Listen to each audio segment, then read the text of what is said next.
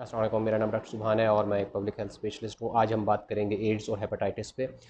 दोनों बीमारियाँ जो हैं काफ़ी मोहलिक हैं। एड्स का कोई इलाज नहीं है और हेपेटाइटिस का जब तक पता चलता है पाकिस्तान जैसे मुल्कों में, तो वो ऑलरेडी बहुत सारा जिगर और दूसरे आर्गन्स को ख़राब कर चुका होता है। पाकिस्तान में अमूमन ये समझा जाता है कि ये दोनों बीमारियाँ जो हैं सेक्सुअल रिलेशनशिप की वजह से ही फैलती हैं। हकीकत में इसके फैलाने की और भी बहुत सारी वजूहत हो सकती हैं। इसके फैलाने में अताइयों का बहुत बड़ा हाथ है। इसके फैलाने में जो हमारे हाँ नाई लोग हैं उनका बहुत बड़ा हाथ है। इसके फैलाने में जो स्पास या ब्यूटी पार्लर्स हैं उनका बहुत बड़ा जो है इसमें रोल डेफिनेटली हो सकता है। और इसी तरह और भी बहुत सारे जैसे ड्रग अब्यूज़र हैं और इस तरह की और चीज़ें भी हो सकती हैं। हम एक एक चीज़ को पढ़ेंगे। सबसे पहले अगर हम बात करें अताइयों की, तो आपने नोट किया होगा कि जब आप मोस्ट ऑफ़ द टाइम अताई ये होते हैं कि एक ही सिरिंज एक से ज़्यादा पेशेंट को अगर लगाते हैं तो वो एक पेशेंट से एड्स या हेपेटाइटिस दूसरे पेशेंट में मुंतकिल कर सकते हैं।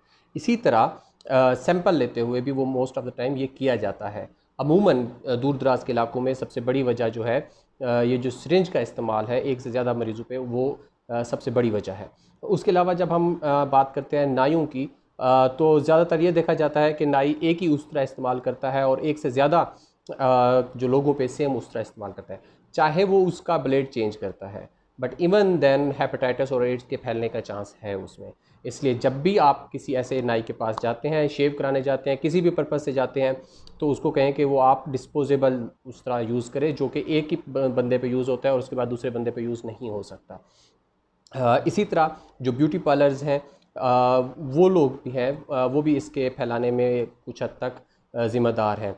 नाक कान छिदवाने के लिए जो बच्चों के मोस्ट ऑफ़ द टाइम लोग लेके जाते हैं, पुराने जो लोग अताई बैठे हुए हैं उनके जो औज़ार हैं वो प्रॉपर्ली स्टरलाइज नहीं होते। एक बच्चे पे यूज़ करते हैं, दूसरे पे करते हैं, तीसरे पे करते हैं और उनमें से अगर किसी एक में भी ये बीमारी है तो वो उसके बाद आने वाले जितने भी लोगों को, जितने भी बच्चों के वो नाक और कान छिदवाएंगे तो उनमें ये बीमारी मुंतकिल कर देंगे।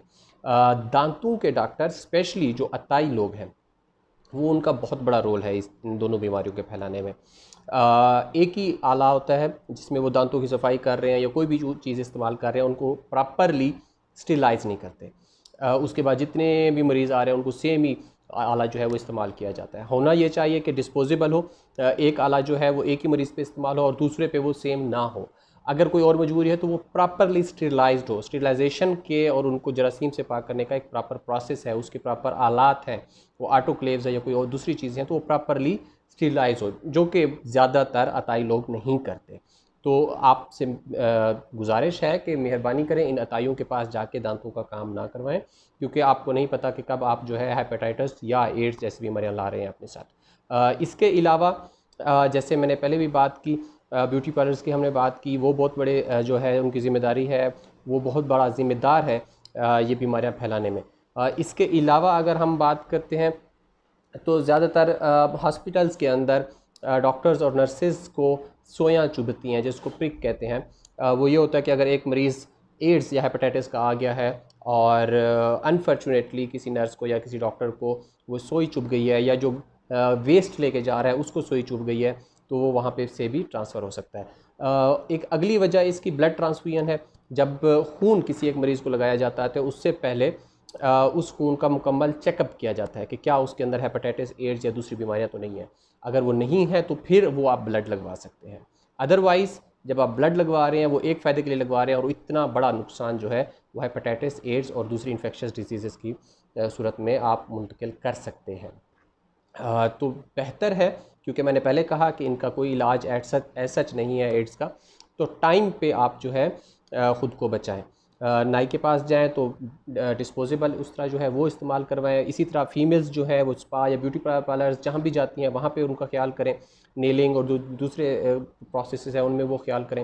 आप दांतों वाले डॉक्टरों के पास जाते हैं तो वहाँ पे एहतियात करें कि वो आप अताइयों के पास ना जाएं, और अगर कोई ऐसा है तो पहले उनको कहें कि हमें दिखाएं कि आप किस तरह से इंस्ट्रूमेंट को इस स्टरलाइज कर रहे हैं और जरासीम से पाक कर रहे हैं। इसी तरह दूर दराज इलाकों में जो लेबॉर्ट्रीज़ हैं वो भी एक ही सिरिंज को एक से ज़्यादा लोगों में इस्तेमाल करते हैं, तो उसका भी बहुत बड़ा फैक्टर है एड्स और हेपेटाइटिस के फैलाने में। बट अगर आपको लगता है कि खुदा ना खास्ता ऐसी कोई चीज़ हो चुकी है, आपको कोई ऐसी सिरिंज चुभ चुकी है या ऐसा कोई भी कनेक्शन हो चुका है, फ़ौरी तौर पे आप जो है हॉस्पिटल में जाएं, वो आपको प्रोफिलैक्सिस देंगे।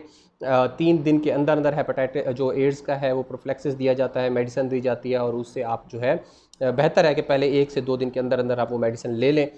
तो उससे ये होता है कि आपका जो एड्स होने का चांस है वो बहुत कम हो जाता है। फ्री ऑफ कास्ट ये जो दवाइयाँ हैं अस्पतालों में मिल रही हैं, हेपेटाइटिस का भी ऐसे इम्यूनोग्लोबुलिन है या वैक्सीनेशन है वो आप करा सकते हैं। तो ये चीज़ें गवर्नमेंट फ्री दे रही है।